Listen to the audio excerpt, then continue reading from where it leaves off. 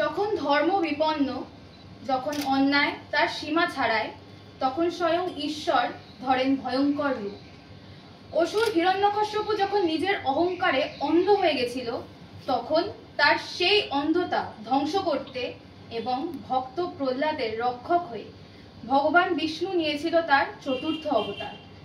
আজ আমরা দেখব এক ভক্তের ভক্তির জয়, অহংকারের পতন আর সেই দিগন্তভেদী গর্জন যা জানান দিয়েছিল ভগবানের চেয়ে বড় কিচ্ছু হয় না। To present this performance, I would like to call Modhu from team D3. कहाँ है तेरा विष्णु? आज तक तो सामने नहीं आया। सामने तो वो आते हैं जो सामने ना हो। मेरा प्रभु तो हर जगह मौजूद है, मेरे मन में, यहाँ मौजूद सबके मन में, आपके मन में भी। मेरे भगवान विष्णु हर जगह है।